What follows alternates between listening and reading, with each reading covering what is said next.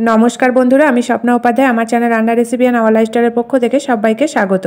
आज आमी आपनादेर संगे शेयर करब मुखे दिलेई मिलिये जाबे एक दुर्दान्त स्वादेर रेसिपि नलेन गुड़ेर राइस क्षीर। आसुन ताहले देखे निई एई रेसिपिटा आमी किभाबे करब। राइस क्षीर बानानोर जोन्नो एखाने आमी half litre full cream liquid दूध जाल करते बसिए दिएछि। दूधटाके एकटू फुटते देब। दूधटा फुटे उठेছে। এবার আমি এর মধ্যে দিয়ে দিচ্ছি একটা তেজপাতা আর আগে থেকেই ধুয়ে রাখা 50 গ্রাম গোবিন্দভোগ চাল জল ঝরিয়ে রেখেছি, এটা আমি দিয়ে দিলাম। এবার ভালো করে মিশিয়ে দিয়ে আবারও আমি 2 থেকে 3 মিনিট এটাকে রান্না করে নেব। দুধটা ফুটে উঠেছে। এবার আমি এর মধ্যে দিয়ে দিচ্ছি 1 চামচ ঘি। তাতে করে ক্ষীরটা খেতেও বেশ সুস্বাদু হবে আর একটা সুন্দর স্মেলও আসবে। 10 মিনিট ধরে লো ফ্লেমে রেখে চালটাকে ভালো করে সেদ্ধ করে নিতে হবে আর দুধটাও ঘন হয়ে যাবে। 10 মিনিট পর এবার দেখে নিচ্ছি চালটা ভালোভাবে সেদ্ধ হয়ে গেছে। এরকম গলা গলা করে সেদ্ধ করতে হবে আর দুধটাও ঘন হয়ে গেছে। এবার দিয়ে দিলাম 2 চামচ মিল্ক পাউডার আর দিয়ে দিচ্ছি 2 চামচ নারকেল কোড়া দিয়ে ভালো করে মিশিয়ে আবারও আমি 3 থেকে 4 মিনিট এটাকে রান্না করে নেব। এখন আমি এর মধ্যে দিয়ে দিচ্ছি 250 গ্রাম খেজুরের পাটালি গুড়।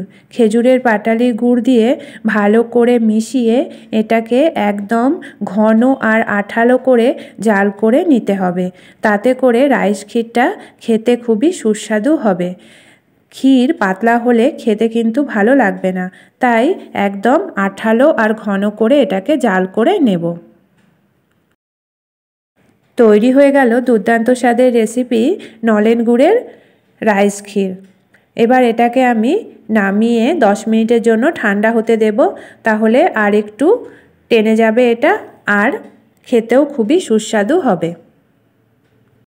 রাইস ক্ষীরটাকে ঠান্ডা করে একটা পাত্রে ঢেলে তার ওপর দিয়ে সুন্দর করে সাজিয়ে দিয়েছি কাজু আর কিশমিশ দিয়ে।